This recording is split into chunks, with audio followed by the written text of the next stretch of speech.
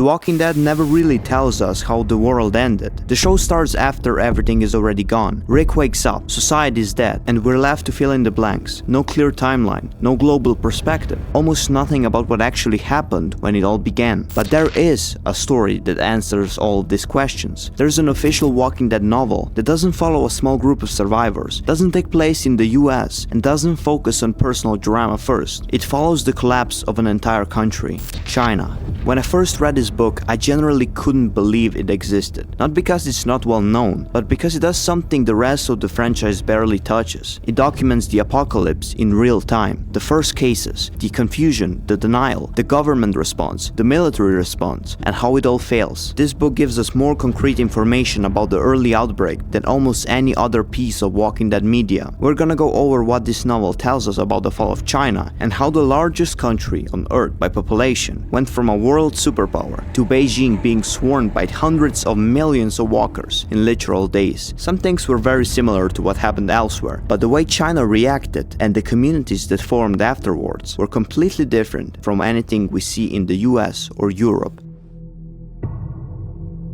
The year is 2010. Beijing is enjoying the final days of summer. Life looks normal on the surface, but behind the scenes, China's military under the leadership of Hu Jintao is discovering something terrifying. A mysterious airborne pathogen is already infecting the entire population. Just like everywhere else, the final days before the collapse were filled with confusion. The outbreak wasn't immediately treated as what it was. It was called a sickness. The military attempted to neutralize the infected without killing civilians.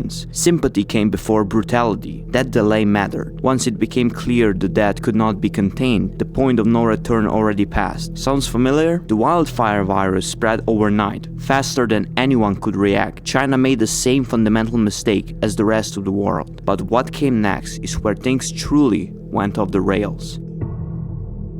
Just like in the US, the government assured people everything was under control. Beijing broadcasted a constant message, very on brand for China. The people would endure, the dead would be cleared, survivors would rebuild. China would survive as it always had. That message played on repeat, until Beijing went silent. About 1 week into the apocalypse, the capital stopped broadcasting. That was the moment China truly lost its last hope. Panic spread nationwide. Local governments began collapsing almost immediately. By the way, before we continue, in case any of you don't know yet, I recently opened The Walking Dead merch store. On the side I have some really cool hoodie and shirt designs, and even Lucille keyring. I always wanted to have The Walking Dead merch, but I didn't really know where to buy it. So if you want some of that The Walking Dead drip, check it out. I'll leave a link in the description to my favorite hoodie on the site, or simply go to walkingshop.store and check it out. Anyway, back to China. And here's the fatal difference. The US, as disastrous as it was, at least resorted to early airstrikes on major cities. China didn't. Instead of decisive action, citizens were told to evacuate, but no one was told where to go. City residents were ordered to flee to rural areas. Rural people believed cities would be safer. Every major road became clogged in every direction. China is massive, and its infrastructure turned into a death trap almost overnight. The roads were so completely blocked that later survivors abandoned them completely. They were considered unusable. Before the Ministry of Health went silent, it released one final estimate. As many as 700 million people had turned before the first week was even over. 700 million. These aren't speculative numbers. This comes from a canon novel approved by Robert Kirkman. According to official Walking Dead lore, nearly half of China's population turned in days. Within weeks, the central government lost contact with every major city in eastern China. Western China was surviving better, largely because of the mountains and harsh terrain, but in the east, something far worse was forming.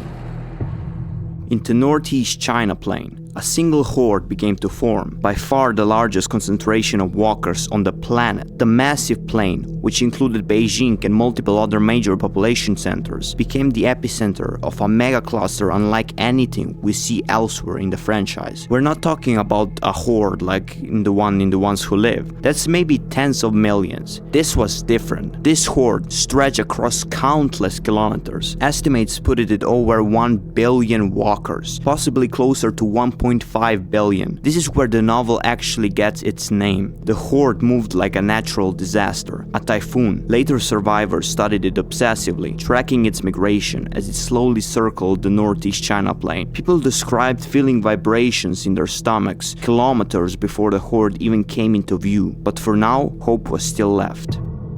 After this point, China diverges sharply from what we see in the US. In several regions, government power didn't fully collapse. Instead of forming independent survivor towns, many Chinese survivors recreated regional governments led by military officers. The novel focuses on Hunan province, a massive region in southeastern China spanning over 210,000 square kilometers. This is where much of China's remaining organized firepower exists. A high-ranking military officer, Secretary Gao, and his second-in-command, Defense Minister Wang Fa, led a survivor community roughly 3,000 strong. It's called the Beacon of Light. The settlement is built around a water purification plant. Survivors live inside stacked ship containers, packed tightly together across the area roughly the size of 3 football fields. Their tactics are what makes them interesting. Instead of relying heavily on firearms, they used human-shaped dummies and controlled fires to lure walkers. Trees were cleared for miles to ensure early visibility. Walkers, referred to as Jingxi, meaning hopping vampires, were funneled into massive pits and burned. Their survival wasn't based on noise or brute force, but on stealth, coordination, and control. The Beacon of Light retained communism. Food was earned through points. No points, no food. It functioned as a local government after national collapse. Independent survivors were labeled traitors. They were called vultures. Small groups existed, usually a few hundred people each, but Beacon scouts, known as Windrunners, were instructed to avoid them entirely, except for one group, the Heaven Monks. Yes, this is real lore. The Heaven Monks followed a religion that believed Jingxi could only be freed by fire. They were legally permitted to live outside settlements because they were considered useful. They traveled across China, burning walkers where they could. Other groups existed too, most notably the Smoothers, who lived in industrial silos, and the Child Cannibals. We're not gonna talk about them, okay? Walker hordes in China are nothing like we see elsewhere. Even the largest North American hordes don't come close. Around 2 years into the apocalypse, experts at the Beacon of Light realized the truth. The supermassive horde from the Northeast China Plain was moving directly towards them. They had no real chance, but Secretary Gao refused to evacuate. The water plant was too valuable. The walls were massive. He believed they would hold, and at first, he was right. But Gao failed to understand one thing, the Great Wall effect. The horde was so large, the walkers began climbing over one another, compressing into massive piles, creating new terrain on their own bodies. Hills made entirely of dead. They pressed against the walls for so long that they literally built ramps, and they walked right into it. The Beacon of Light fell, destroyed by its own arrogance. The remaining survivors fled west into the mountains, finally accepting that the centralized government was gone. Small mobile groups were the only left. This is where the novel ends, about 5 years into the apocalypse, and even a decade later, the supermassive horde is still there. It's honestly insane how much we know about China from this single book. And this is all canon, real Walking Dead lore. This isn't some massive expanded universe franchise, it's an AMC zombie show. And yet this novel adds more global depth than almost anything else. If you're the Walking Dead fan, The Walking Dead Typhoon is a must read. I really cannot recommend this book enough. It makes the universe feel massive. Honestly, I can't believe that we have so much information about the fall of China, and most people don't even know it.